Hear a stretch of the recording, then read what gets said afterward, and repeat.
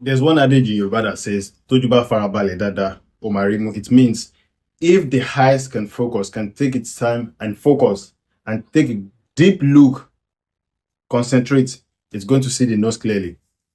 That's where I'm going to. So this protest that just ended in Nigeria, and the protest that was around the first of this month that just ended. After the protest, I've been sitting down waiting for the result from the government side and from the people side. Because when a protest like that happen, you don't expect some kind of reaction like, okay, the president decided to step down. That's not going to happen in Nigeria case. If you think you're going to protest and make the president step down in Nigeria case, forget about it. I don't see it coming in the next 10 years. Why? Because you see, this government, they understand the people well. They understand this. Everything that we are doing, they understand, because our government, sometimes we look at our government as American government, because you are expecting a form of American government in Nigeria. It doesn't work, because we are the government. These people that are governing us, they are people that moved from one particular street of Nigeria to the secretariat, to the office. It's not like this guy he was born and raised in America, then he moved to Nigeria and he became the president. So what I'm trying to say is, we are the reflection of our government. The way we see life, the way we live life, is what our government is about. So don't expect you're going for a protest and you expect the government, like government start to sack the president, the ministers start to step down, or because you're asking for reduction of fuel price, then it happens overnight. No.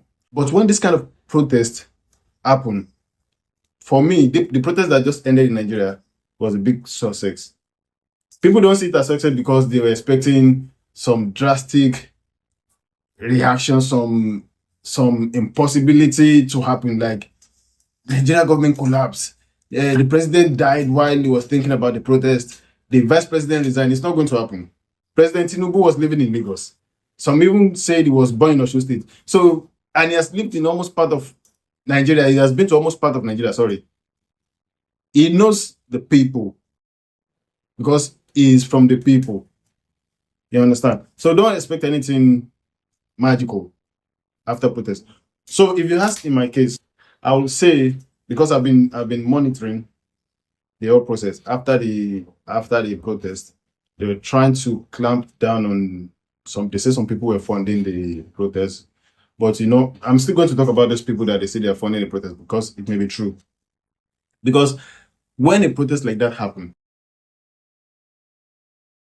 we don't see anything else. We don't see any kind of committee from the people. Like, we have human rights lawyers. We don't see people that can take actions. From the people, not from the government, from the protesters. We don't see them doing anything else. They just protest, and when it's done, they abandon it, and everybody just sit back and look at what's going to happen. It's not going to happen like that. After the protest, there must be kind of transition. When the protest ended, like, people come out, so that even if the government is listening to rumors like people are hungry, and they say the president cannot hear everything. So when he sees the protest on the TV, you know that, yeah, people are really hungry. So then he go back to his own office and try to look at ways to make things happen. Kabas can go to the president and just lie, say, Mr. President, yeah, you are doing a great job. People are praising you. When the protest hits the streets, the president can see it on the front page of the newspaper. He can see it on the TV. He can see it on the news. Kabas is not going to tell him, that's a lie. He can see it for himself. So now, when the president goes to the office, how do we follow up? How do we follow up the president? I'm getting somewhere. So just stay around and watch this video to the end, because I want to bring something out. So let's break it down. What was the protest about?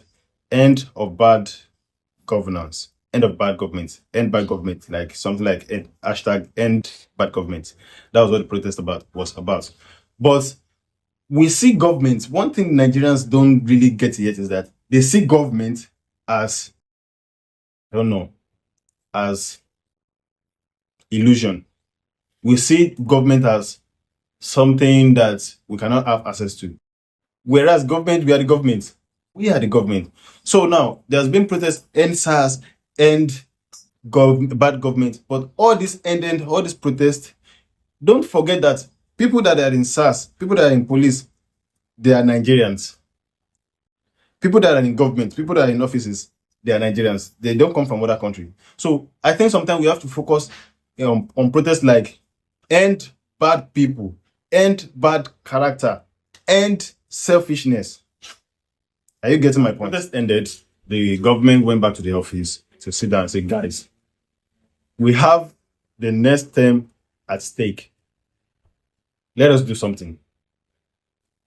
What can we do?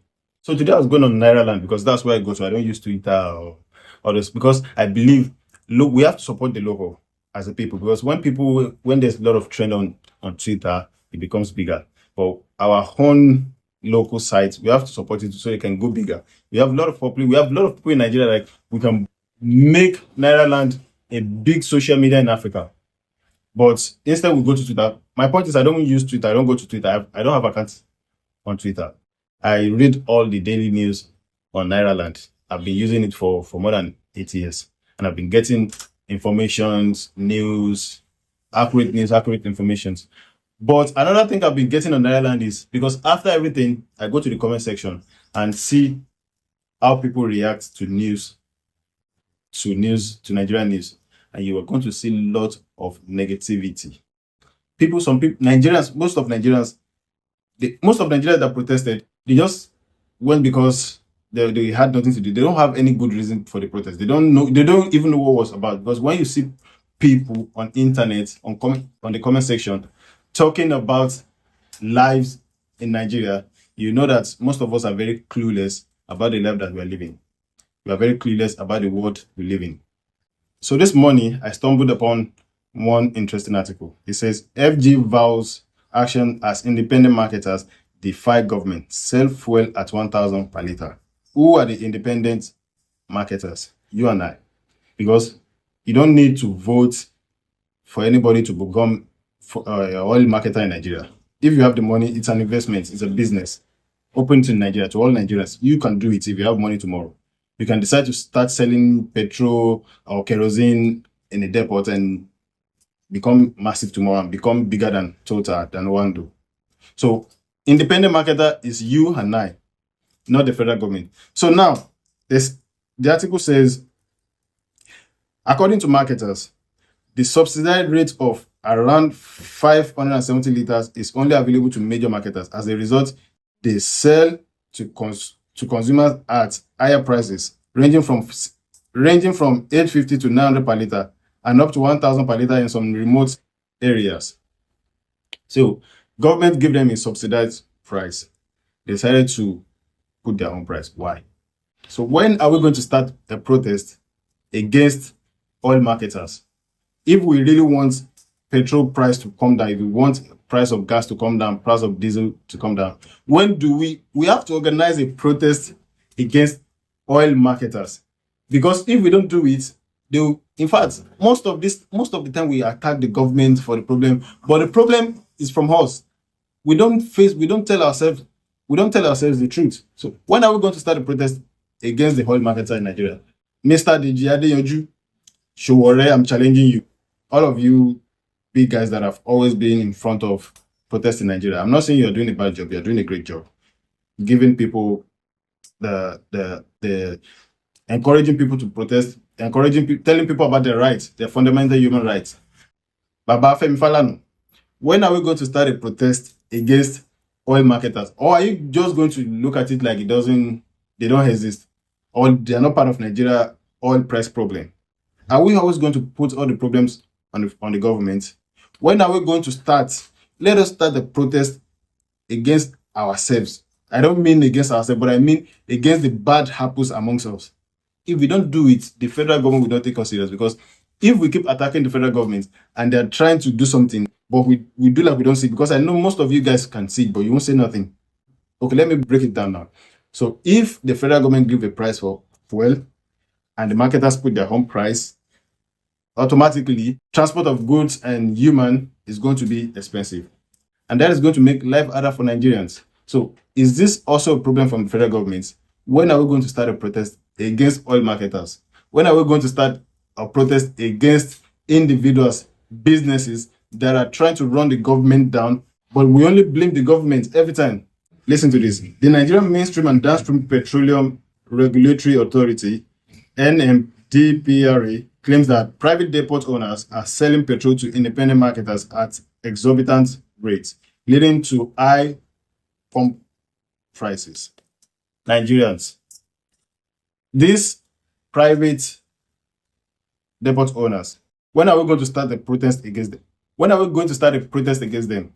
Because they are not government. Okay, maybe some part of government bodies, maybe some parts of our politicians own these businesses. But are we going to attack the government for this one too? Let us start facing our problems and not putting everything on the government. It's just like when you are poor or you're unemployed and you're going to church to beg God for work, unemployment. What is God going to do about your unemployment? God is not running the government of your country. The government of a country should be able to create employment opportunities, not God. So let us start facing our challenges face to face and stop hiding, because these guys that are putting up the fuel price, they're not the government. Even the government started trying to tackle them. Sometimes we need to work with our government, not always against. Because sometimes when the government make a policy, we expect the government to implement it. If the government gave a policy and some people don't want to listen to it, we have to attack those people, not the government. When we attack the people, we will know the way to go through it to tackle them legally. We have to go to our social medias, talk about these things, fire them, let them know that we know that you are the ones. Because at the end of the day, these depots or these oil marketers will come out to cry, yeah, the government didn't import the fuel, the blah, blah, blah. They put it on the government. We support them. Strike the government. Let's go and protest. Now, this is the sad part. When issues like this, when you see this kind of articles online, you really need to go through the comment section to see how people think, how people see the whole situation, to see if people really grab the situation.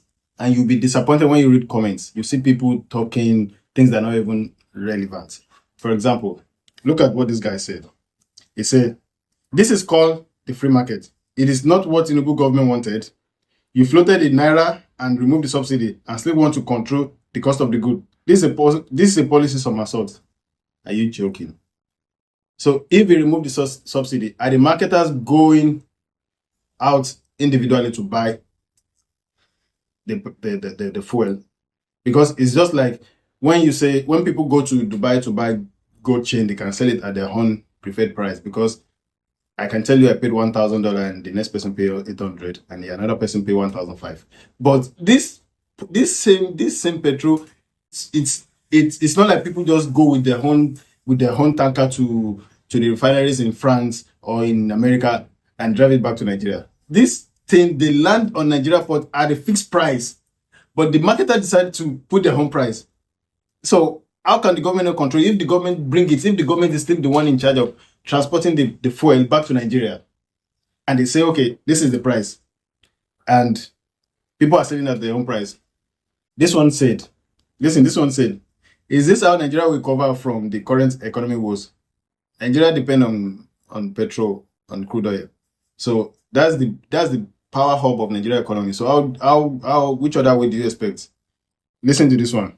This one said, why are they not facing the fundamental issue? Do you even know the meaning of fundamental issue? Because what I see as Nigeria problem right now is there's increase in everything, which you can literally relate to petrol price. Because when there's no movement of goods and services easily, things can go high. So do you even know the meaning of fundamental? Because food, transport, energy, like these are the things that Nigeria need, and petrol can affect it easily. This one said, let's FJ stop all the medicine after medicine palliative. We know the game that they are playing. I suspect that the federal government is getting closer to what the refinery in Lagos is requesting. When it releases the PMS later next month, you will hear things like PMS has dropped from 1,000 to 700. We know the game. Anyway, what I know is NNPC is doing Nigeria a big disservice by selling at a so-called price, creating more artificial scarcity all over the place. Listen, man, according to what we have always known when it comes to oil scarcity in Nigeria, there's something like tanker drivers are going on strike, oil marketers, even this Dangote issue that happened recently, we heard that some oil marketers are trying to sabotage. They almost even burn the whole place down. Is that the fault of the federal government too? You see, one thing about Nigeria is that the federal government, Nigeria relationship with federal government is just like husband and wife. Sometimes the husband understand that the wife is talking nonsense, but you just have to play along. So when we are protesting, this government, they know that what we are doing, they can't help us. They just have to play along and make things look like they are working. They can't really do nothing if we don't do it ourselves. But and they will not come out telling you this is the people behind it, because they expect you to know. They give the information, but people don't pay attention. People just pay attention to food, fuel price. What causes the fuel price? They don't know. So this kind of relationship, the federal government understand that these people they lack knowledge. So they will just say, okay, you do your protest, you go back inside. Now they're bringing issue up like this, they're still attacking the federal government. This issue, this article talk about the marketers, the oil marketers, putting their home price. People still see the federal government. We have to, Nigerians, sometimes, I believe Nigerians were very educated people, but sometimes I think we are still uneducated because we don't really know how Nigeria functions. We put the blame of Nigeria on the government and on God. Let me tell you one thing. That God part, remove it. Now, when the country is going down, don't always blame the government. Let us look into our problems and then we know who to blame. On this one, the government is not at fault. The oil marketers are at fault. And who are the oil marketers? You and I. So let us start protesting against the oil marketers, the fuel tankers. These are the people that are in charge of the fuel price. If the tankers decide to go on strike, there will be shortage, there will be higher demand, people can sell at their own price. So sometimes they can just sit down at the back of their room and just say, how can we give more money? Tell those tankers not to move in the next 2 weeks. And the tankers, they don't move. And there's high demand. Okay, now they have another meeting. So this price, you're not going to sell it this way again. You're going to put it because people need it. Because you need to go to work in the next morning. Because you need to go make money. You need fuel in your car. They hike the price. When they hike the price, you are forced to pay that price. But next thing is people coming online, starting to cry. Hey, the government, the fuel is high. Are you joking, Nigerians? Are you really joking? If we keep protesting and when we have the real problem, we don't face it, we are joking. There's no future for Nigeria. I want a better Nigeria. That's what I'm talking about this. I'm talking on behalf of helpless Nigerians. Let us wake up. Let us tackle our problem. Let us hold the bull by its horn. Nigeria government, they are not only the problem. We are also the problem. Let us start talking to ourselves. Let us start fishing ourselves out. When somebody is doing something wrong, let's talk about it. Let's protest about it. On the internet, physically. Let's go to oil marketers' office, protest, and tell them what's going on. Why did the federal government give you this price and you're taking this price? If we don't start to do that, there's no way forward. So this is going to be the end of my video for today. Thank you for watching. If you like this video, please give it a thumbs up, like and share with your family and friends. Let us engage. Let us talk about our real problem, because sometimes what we see as problem, they're not really the problem. Sometimes the problem is ourselves, but we have to start admitting it and facing it. So I will see you on the next one. Have a good day.